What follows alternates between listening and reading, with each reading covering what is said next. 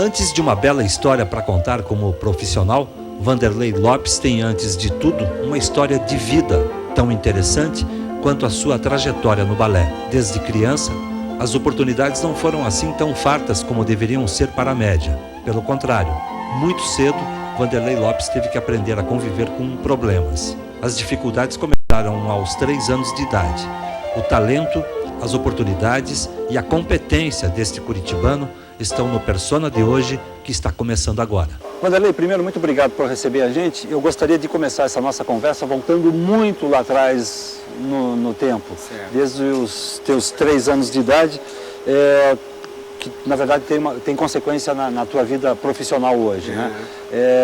E toda essa história começou na separação dos seus pais, foi isso? Foi.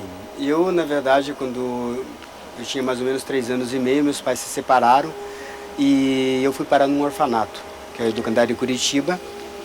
E nós éramos em 3, né? Eu, meu irmão e minha irmã. E com isso, esse orfanato cuidava de crianças de pais que eram portadores de hanseníase, né? No Hospital São Roque. E como nós não éramos filhos, né? Crianças de pais sadias, né? que tinha essa síndrome e tal, nós sofríamos uma certa discriminação. Com isso, a minha mãe tirou meus 2 irmãos, levou-os para Irati, onde moravam meus avós, e eu acabei ficando. E minha mãe pagava por fora para uma inspetora me alimentar e cuidar de mim e tal. Se não houvesse esse pagamento, não teria sido Era complicado, era especial. bem complicado. Faltaria, inclusive, alimentação, é isso? Sempre tinha, né, era um descaso, na verdade, né? Então, eu não sei por que talvez, eu não acredito, não quero acreditar que uma pessoa possa discriminar uma criança.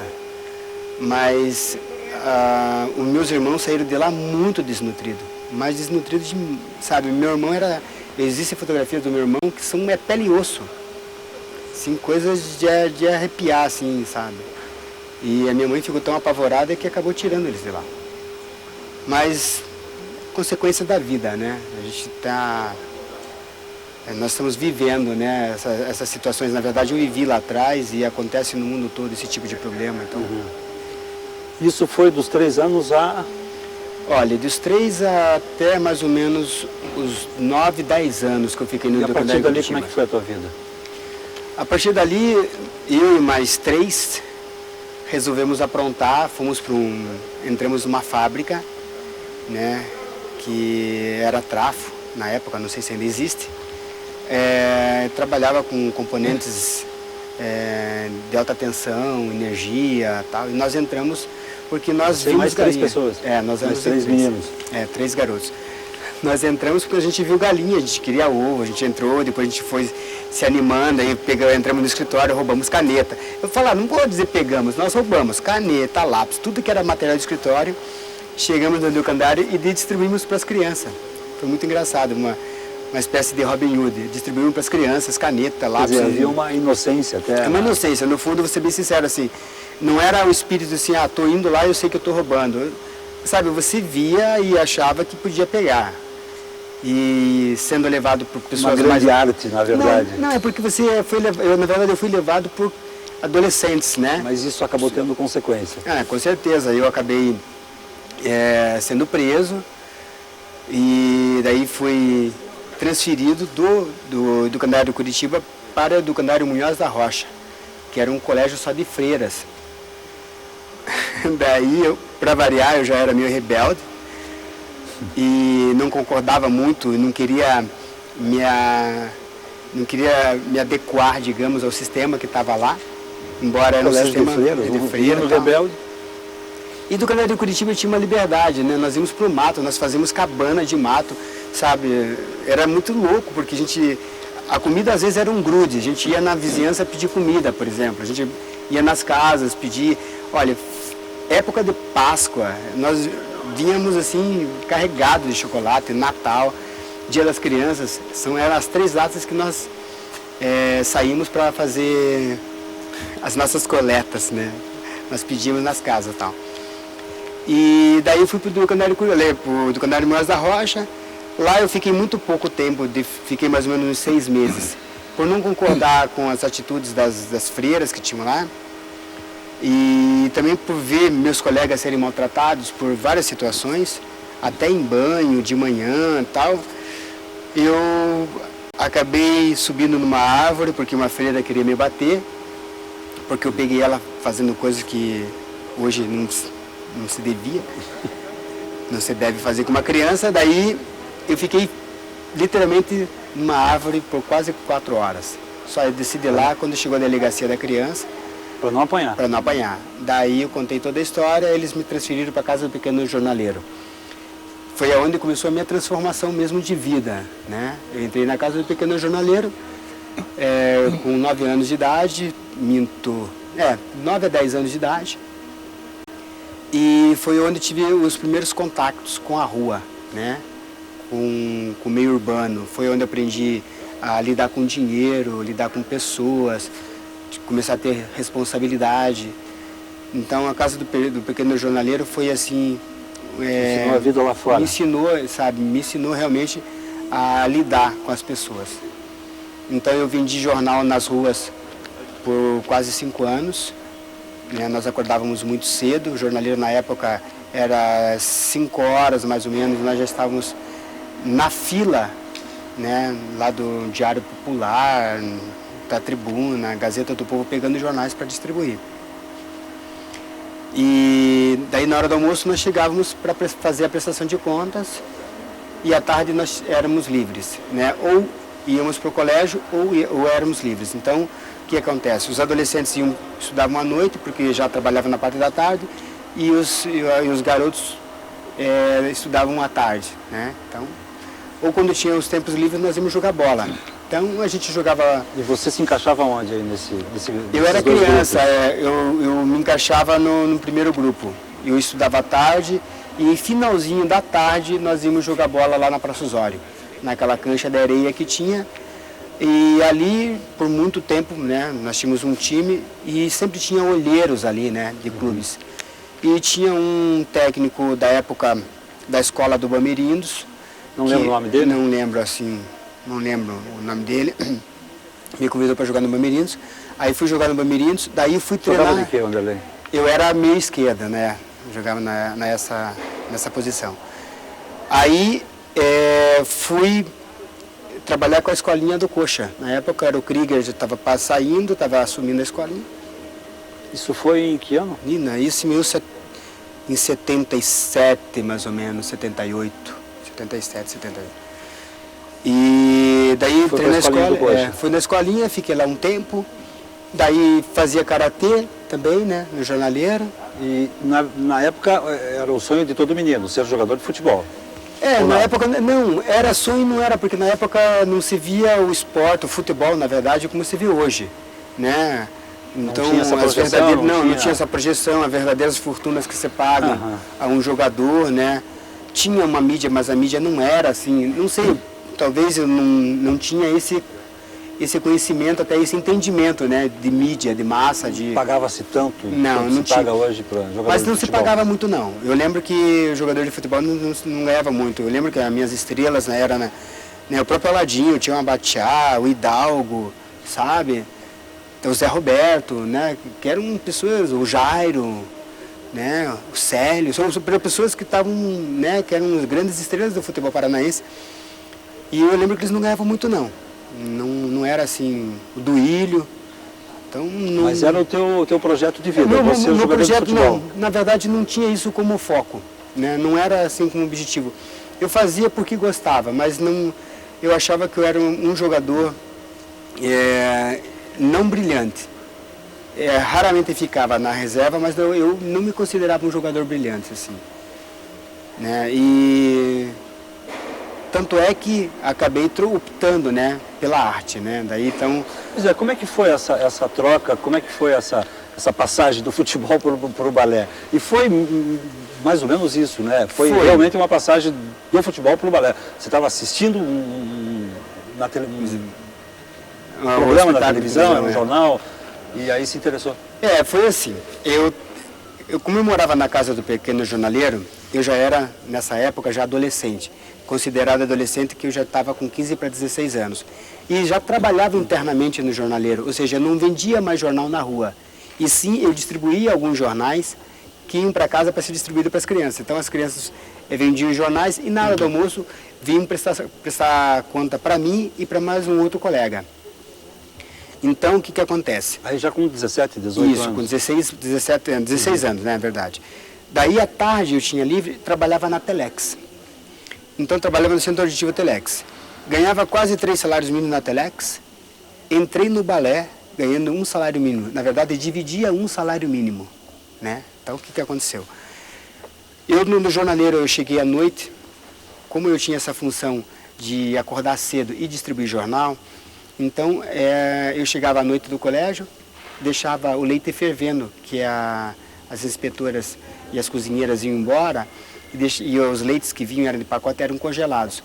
E eles ficavam descongelando mais ou menos até a hora de eu chegar. Então, elas iam embora logo depois do lanche, do jantar à noite, naquele momento você fervia 7h30, 8 horas, ficava lá naquelas panelas, eu chegava às 11 horas da noite, 11 e pouco, enquanto o leite ficava fervendo, eu ficava assistindo televisão. Eu lembro aquelas televisão caixote, preto e branco, né, Empire, enorme e tal, e ficava vendo televisão, assim, não tinha nada que fazer, e por coincidência estava passando o Quebra-Nozes com o Baryshnikov. E eu falei assim, gente, sabe, aquilo me tocou, é isso, pô, é isso que eu quero. Aí foi um sonho meio duvidoso, assim, será que eu posso? Será que consigo? Não é muito será pra mim? Não é para mim? Exatamente, sabe aquelas dúvidas? Como entrar na televisão? Sabe aquela coisa assim, Mas será a certeza você teve a partir dali. Foi, que era o que você queria, não sabia se podia. Não, a minha certeza ali foi o primeiro, não digo insight, mas a primeira vontade, né? Aí eu falei assim, então eu vou procurar. Procurei a nossa orientadora educacional. Ela falou assim, vá no Teatro Guaíra, que o Guaíra tem balé. Cheguei na época no Guaíra ela e não perguntei. te desestimulou, ela não, era a minha orientadora até, falou assim, não, Vanderlei, vá lá, tal. Eu sei que no Guaíra tem balé. Cheguei no Guaíra, eles não aceitavam homens. A escola do Teatro Guaíra, na época, não aceitava rapazes, era só para mulher. E o balé era na parte de cima, então na parte de baixo do primeiro andar era a escola e o segundo andar era o balé do Teatro Guaíra. E eu, na maior cara de pau, chegou assim, como é que eu faço para fazer parte disso aqui? Aí o pessoal começou a rir, né? Tipo assim, você faz balé? Não. O que você faz? Eu jogo futebol. Olha que sai, eu faço karatê. Nada de dentro, entendeu? Era muito engraçado. Mas, isso é louco, né? Então você tem que descer, a escola lá embaixo. Não aceitava homens. Daí mais tarde, né, que a gente estava te falando, eu já estava com 17 anos, já estava trabalhando na Telex, já tinha como pagar. E veio, em 1979, Momentos de Decisão, no cinema, com o próprio Baryshnikov. Aí eu falei assim, não, agora eu vou fazer. Agora eu tenho dinheiro, agora eu estou rico, agora eu posso pagar, entendeu? Eu moro de graça no jornaleiro, então eu me banco. Aí fui procurar academias e tal, e retornei. Mas nesse espaço de você ter visto essa noite, essa matéria na televisão do Baryshnikov, até o filme, você chegou a assistir alguma coisa de balé? Nada, não assisti nada, não tive oportunidade. Nem aqui no Guaíra você veio a uma apresentação, nada? Não assistir ensaio, nada? Não tinha acesso. Mesmo assim, você ainda continuava com a certeza de que era isso que você queria? Na verdade, ficou inerte, né? Ficou adormecido por quase 2 anos aquela vontade. 2 anos? No final de 79, tinha assumido a companhia um coreógrafo português, que era o Carlos Trincheiras, que tinha criado um curso de formação acelerada para rapazes. Aí eu entrei nesse curso. Agora? Entrei nesse curso, sabe, sem horário, sem nada. E tudo começou nas férias, né? Então eu estava com férias no colégio, em vez de ir para o colégio, eu vinha para o balé. Fazia aula. Esse primeiro contato com o curso, como é que foi? Foi assim, na Trincheiras disse o que para você? Você tem talento? Você vai não, longe? nada. Muito pelo contrário, eu não tinha talento nenhum. Porque eu tinha a musculatura toda formada de jogador de futebol, ou seja, o quadríceps, né, arredondado em cima dos joelhos, musculatura... Biotipo nem um pouco próximo do bailarino. Nada. E o que me favoreceu é que, como eu já tinha tido aulas de karatê, então eu tinha abertura. Então isso já era visto de uma forma. Já tinha uma certa facilidade, digamos, com algumas coisas. Mas a musculatura era de futebol, era de jogador, não tinha nada a ver. Você vê a musculatura de um jogador de futebol e de um bailarino é completamente diferente. Aí já um processo de mudança difícil. Nossa, fisicamente eu mudei muito. Foi muito Como é que engraçado. foi isso na casa do jornaleiro? Depois de 1 ano e meio, mais ou menos, eu já estava fazendo balé, eu virei pro diretor da casa e falei assim, olha, eu vou viajar com o Teatro Guaíra. Todo mundo sabia que eu trabalhava no teatro. Mas não sabia fazer balé. Eu falava que era office boy, que era trabalhava no almoxarifado. Não, era um preconceito que a própria sociedade impunha. Uhum. E eu também, né, naturalmente. Eu falava que era tudo, menos bailarino. Eu fazia teatro também, tudo, menos bailarino. Aí já estava dançando, fazia algumas coisinhas ou outras. Nós tínhamos um programa que era o ateliê coreográfico, que eram os próprios bailarinos que coreografavam. E eu já tinha entrado em algumas coisas, já tinha dançado com a companhia alguns trabalhos e ninguém sabia. Eu não falava nada para ninguém. O mais engraçado foi que na Balé Guaíra ia viajar com Petrushka para o Brasil. Ia fazer uma turnê. E sai a foto da companhia inteira no meio da revista da Manchete. Era uma revista de circulação. E você em destaque? Que era Não, eu não era destaque, eu estava a companhia inteira e eu no meio, junto com a bailarina. Aí nós distribuímos a revista Manchete. Era a revista Manchete, a realidade, né, além dos jornais, a realidade e a Manchete. Os meninos na casa com certeza olhavam, né?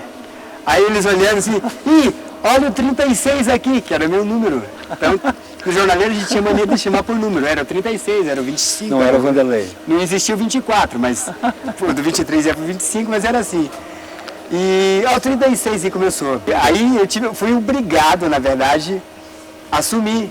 Entendeu? Não tinha mais como esconder. Aí assumi a partir dali que eu era bailarino e que estava lá e que era aquilo que eu queria, era prazeroso, eu me sentia bem e queria o resto que se dane. Ela colocar em dúvida a tua sexualidade por conta disso? Ah, mas sempre, né? Quando você está num monte de homens, né, garotada, você está sujeito a isso, né? Ainda mais, eu vivia em um orfanato, era só homens. Se bem que o Decandário Curitiba era misto, um lado era homem, o outro lado era mulheres. Mas os outros eram só homem, então eu sempre convivi em grupos de homens. Jornaleiro homem, futebol homem, karatê homem, tudo homem. E por quanto tempo você, fazendo balé já, conviveu com esse pessoal? Quase 1 ano, sem eles saber. Não, depois que souberam. Não, eu fiquei mais uns 2 anos, mais ou menos. Sem nenhum problema, acabou a gozação. Não, daí foi no momento, depois eles acabaram esquecendo, aí foi, né, deixando caindo assim, no esquecimento. Daí não interferia, foi só no momento mesmo, assim, a gozação. Aí, claro, sempre mais tarde, quando você falava que era bailarino, como profissão você era bailarino, já tinha um certo olhar meio suspeito, né, mas uma coisa de isso nunca me artista, né? nunca me incomodou. Justamente por conta de tudo isso que a vida preparou para você, desde os teus 3 anos até os 17, 16, quando você resolveu fazer balé, pela formação mesmo que você teve, vivendo em orfanato, um menino de rua, enfim. Como é que foi essa transformação na tua cabeça? Olha, se eu posso lhe dizer como marco, né? Foi o momento em que eu saí da casa do pequeno jornaleiro, fui morar em Portugal sozinho. Embora sendo um país irmão, falando a mesma língua, foi onde assim, eu saí de todo esse mundo. O que você foi fazer em Portugal? Eu ganhei uma bolsa de estudo da Fundação Carlos Gulbenkian, que é uma fundação que tem, na verdade ela é mais rica que o Portugal inteiro, né? É um armênio, o cara tinha participação em petróleo, não sei o quê, e durante a Primeira e Segunda Guerra ele transferiu toda a fortuna dele para os Estados Unidos e para Portugal, França, mas ele se concentrou mais em Portugal e criou uma fundação que é maravilhosa. Para você chegar até essa bolsa, o que você enfrentou? Não, eu comecei a fazer balé normalmente, trabalhava na Telex, morava no jornaleiro, não tinha problema assim de relação quase nenhuma. Mas quando eu tive um marco de definição de profissão, foi quando o diretor da casa, que era o Carlos Trincheira, que era o diretor e coreógrafo, diretor do balé, ele falou assim: Vanderlei, te inscrevi para uma bolsa na Gulbenkian, você vai para lá. Foi iniciativa dele? Foi iniciativa dele e você vai morar em Portugal na minha casa. E ele estava aqui e o apartamento dele lá estava fechado. Então, com o dinheiro da bolsa, eu pagava as despesas lá. Você não pensou duas vezes? Não, não. Na verdade, eu fui com medo danado.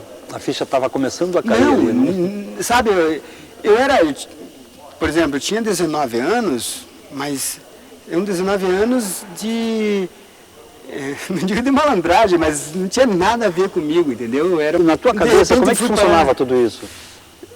Era um oba, sabe, um oba-oba. No começo era assim, de repente quando eu vi que ele apostou em mim, eu falei assim, opa, eu acho que eu estou começando a ter talento. Acho que eu tenho talento. Mas nunca até então ninguém tinha dito isso para você? Não. Quer dizer, o teu primeiro estudo de dança. Daí foi onde eu respirava balé 24 horas por dia em Portugal. Eu trabalhava na Fundação Colossi Gulbenkian de manhã, na parte da manhã, na parte da tarde fazia aula no Conservatório Nacional e à noite no Balé Nacional, que é o balé na Companhia Nacional de Bailados. Então, eu era o dia inteiro fazendo balé. Nessa altura, ou seja, antes de ir para lá, eu estava aqui na companhia, era na época o governo Richa, eu fui obrigado a pedir demissão, fui para lá, quando eu voltei não tinha mais emprego, eu não podia contratar mais ninguém. E quando acabou minha bolsa, eu virei assim, então tá, vim aqui visitar parentes, amigos, não sei o quê, já tinha recebido o convite da Fundação, mesmo do Balé Gulbenkian e da Companhia Nacional para ficar, e estava ajeitando tudo para voltar para Portugal, quando me convidaram para ficar aqui no Balé Guaíra. Né? Daí eu fui ficando. E depois voltou para a Europa, né? Não, daí voltei, né? Daí voltei outras vezes. Sobre esse período da tua vida, eu queria conversar com você no próximo bloco. A gente vai fazer um rápido intervalo, tá certo? Tá legal. A gente já volta, um instante só.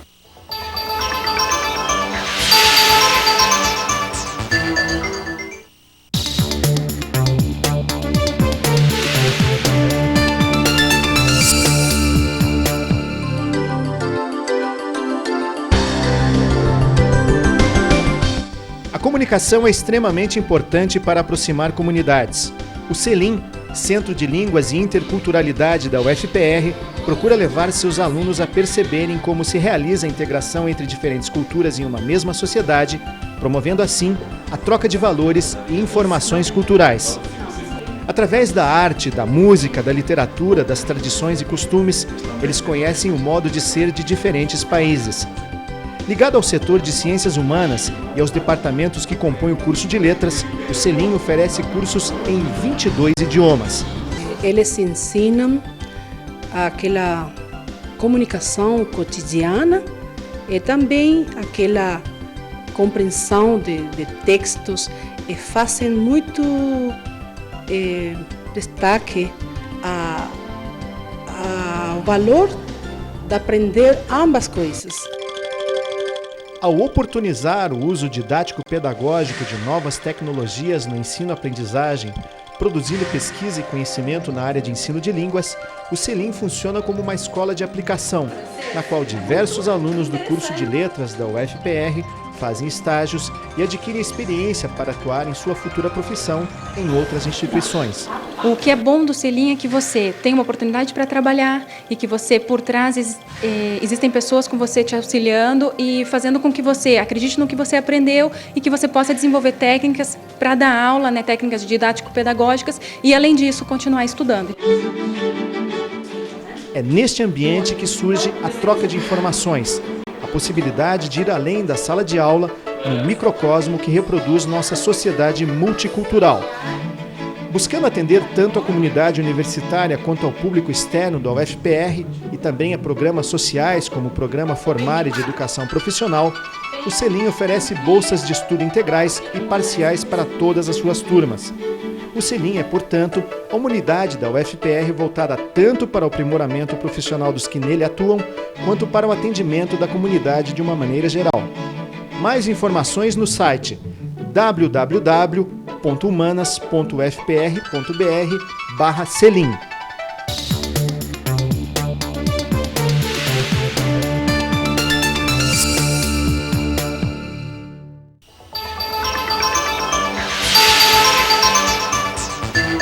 Você assiste ao programa Persona, que hoje conversa com o primeiro bailarino do Teatro Guaíra, Vanderlei Lopes.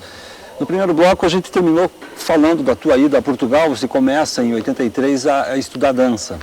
voltou para o Brasil, reviu os amigos, família e voltou para a Europa. Na verdade, assim, eu fiquei na companhia e aí, como era bailarino convidado por várias academias, né, no Brasil, viajava e tal, e todo ano eu ia fazer aperfeiçoamento na Europa, né? Então, no final de ano, nós tínhamos praticamente 2 meses e sempre saía. França, Inglaterra? Ia para França, ia para Inglaterra, né, ia para Espanha, Portugal mesmo, né? E engraçado, né, que eu aprendi inglês e nunca fui, até então nunca tinha ido para os Estados Unidos. Né? Fui recentemente aqui há uns 2001, que foi o lance da Torre. Então foi no ano da Torre, no janeiro do ano da Torre que eu fui para os Estados Unidos. Então nunca tinha ido. Mas eu sempre fiz isso, né? Sempre estava viajando e tal. Dancei com a Companhia Nacional de Bailados em Portugal como convidado, né? Eles me convidaram para fazer a Sagração da Primavera, que era um balé que o Carlos Trincheiras tinha montado com a companhia. Isso na década de 80 ainda? Isso na década de 80. Em 84, né? Eu dancei como solista principal. Aí o Vanderlei Lopes já era cidadão do mundo. Não, mas eu estava assim, digamos, ciente de que era uma carreira muito complicada, difícil. Na verdade, uma carreira muito difícil, que necessita, assim, de uma atenção, de uma disciplina, de que eu posso dizer, você tem que ser assíduo naquilo que você está fazendo no dia a dia. Muita dedicação. Tem que ser, essa dedicação é imprescindível, né? Mas estudo, ensaio, é tudo. Mas tem seus louros, né? Tem seus louros. Então, quando você entra num palco como esse, né, que nós estamos aqui no Teatro Guaíra, e você vê a plateia, né, uma plateia cheia, que aqui cabe 2.400 pessoas, te aplaudindo, não tem. Não tem o que pague isso. Não tem o que pague. Não tem o que pague.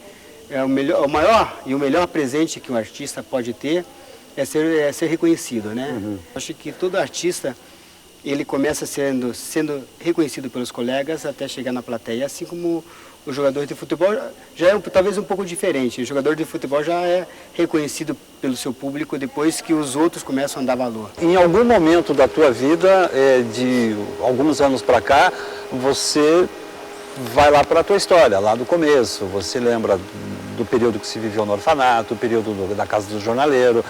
E aí, quando você lembra disso tudo, o que é que vem à tua cabeça? Quando você está ensaiando, ou quando você está em casa, assistindo uma televisão, você faz aquela retrospectiva de vida. Né? Esse feedback, quando eu faço, eu me considero um vencedor, sabe? Eu me considero uma pessoa que conseguiu chegar onde chegou. Eu ainda sou, apesar de ter alcançado o posto máximo do balé, dentro de uma companhia, de uma estrutura, que é ser primeiro bailarino numa instituição, que não é fácil, né? Chegar onde eu cheguei, mas eu me sinto um vencedor, né? Eu acho que quando eu paro para pensar assim, meu Deus, já aconteceram tantas coisas boas na minha vida, né? Eu só tenho isso a agradecer, né? Tenho a agradecer aos meus anjos, os meus anjos que sempre estiveram comigo, a Deus, enfim, a todo um complô aí que eu... Você acredita a uma série de entidades aí que te ajudam. Exatamente. Não é uma conquista do eu sozinho. Não, eu acho que não existe isso. Tem, sabe, um batalhão de parceiros aí, né, que fazem o teu sucesso, né? Então, por exemplo, quando eu chego no palco, por exemplo, não seria nada se não tivesse as luzes, se não tivesse os técnicos, se não tivesse a costureira, sabe? Então, tudo isso é a junção, o sucesso, na verdade, é a junção de todo esse trabalho de bastidor. Você tem encontrado esse pessoal lá de trás? Algumas pessoas eu encontro. Da casa do jornaleiro, a sua mãe, seu pai, algumas pessoas, seus irmãos? Sim. Algumas pessoas eu encontro, eu tenho mantido contato, por telefone, já foram na minha casa. A relação com a família, por exemplo, irmãos, pai e mãe, como é que é? O meu irmão, depois que ele saiu do jornaleiro, ele saiu do Canário Curitiba, foi para Irati. Daí, mais tarde, quando eu já estava no jornaleiro, a minha mãe trouxe ele para ficar comigo. Ele foi para um outro colégio, que era no Campo Comprido. E depois de lá, ele se alistou e foi para o Rio de Janeiro para fazer parte da tropa de paraquedismo. né? Marechal Hermes. É uma outra história de sucesso na família. Exatamente. E hoje ele é primeiro tenente, né? Tá bem. Já saltou várias vezes, está se aposentando e é um rapaz assim que também ralou muito, ficou longe da família e construiu a sua família no Rio de Janeiro. A relação com todo esse pessoal, mãe, pai, irmãos, é muito esporádico mesmo. É esporádico, é esporádico. A minha mãe, que às vezes não eu tenho tem mais... esse laço familiar mesmo, não ficou? Não tenho, não ficou esse laço familiar, não criei o vínculo, porque eu sempre morei sozinho. Nem podia, né? Então é complicado, sabe? É muito complicado. Aí eu fiz um programa que era o Gente que Faz, aí apareceu um monte de mães. Foi muito engraçado isso, porque de repente apareceu mãe eu tenho uma mãe baiana que jura por todos os orixás que eu sou filho dela. E eu liguei para ela, conversei, fui na casa dela, conheci minha suposta irmã, meu suposto irmão. E da onde que ela... Não, é porque o programa Gente que Faz, como era a rede nacional, e eu falei que eu fui parar num orfanato, toda a história, que por coincidência era muito parecida com a história dela. Parecidíssima com a dela. Uhum. E ela tem assim uns olhos meio esverdeados, lembra um pouco da minha filha. Minha filha tem os olhos azuis, mas seu rosto assim claro e tal. Mas eu nunca deixei a minha mãe, que tem me acompanhado, na dúvida de que ela era a minha mãe. E eu acredito assim, que nem essa minha mãe baiana, né? Estava conversando com a Leonora, né? Minha esposa, falando o seguinte. Ela quer fazer DNA, eu também quero fazer, até agora nós não fizemos. Mas, por outro lado, eu fico feliz de que ela ache que eu seja realmente o filho dela, que pelo menos preencheu o vazio, entre aspas, que ela estava sentindo, né? Com a perca, né? A perda, no caso do filho que ela teve. E porque eu sei que a minha mãe também teve uma história muito semelhante, né? Quando eu era criança, eu tenho um irmão mais velho que também desapareceu do orfanato, lá do Educandário de Curitiba, e ninguém sabe onde foi parar. Então eu sei que uma barra danada, minha mãe sofreu muito, então... Até hoje ninguém tem nenhuma notícia sobre esse desaparecimento. Não.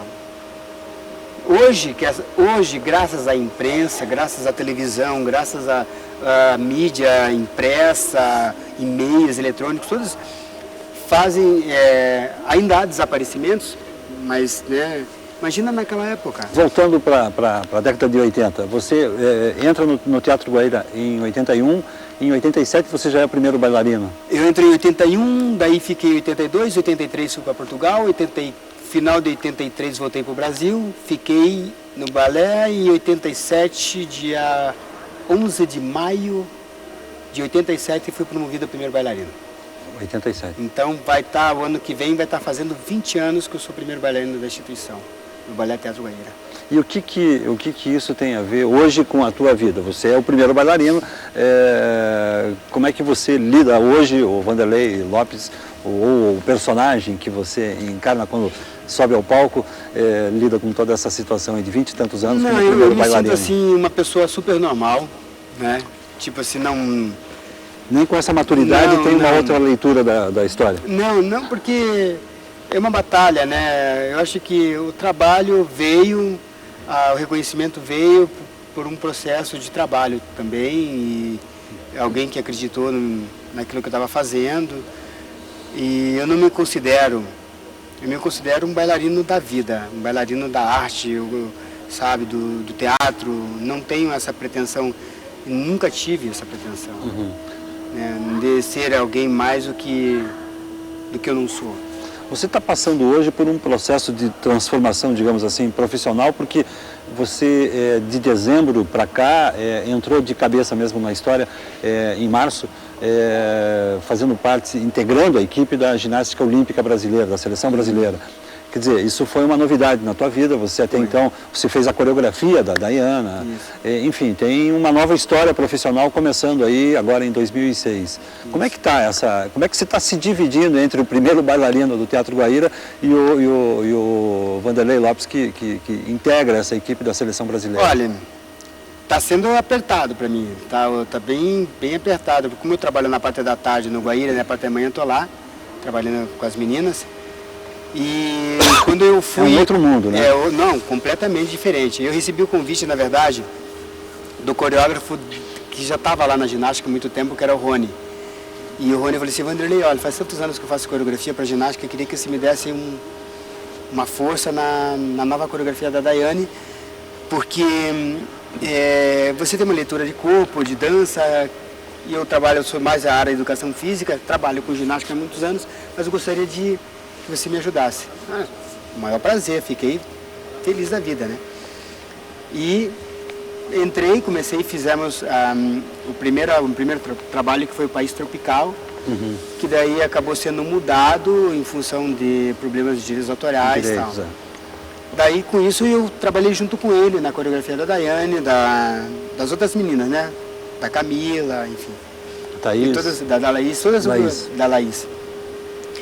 E aí, quando eu voltei esse ano para ginástica, que a direção me convidou, a Eliane, a Vicélia, eu falei assim, Vanderlei, nós gostaríamos que você desse um quê mais clássico, que deixasse nossas meninas um pouco mais artistas, porque elas são muito técnicas, né?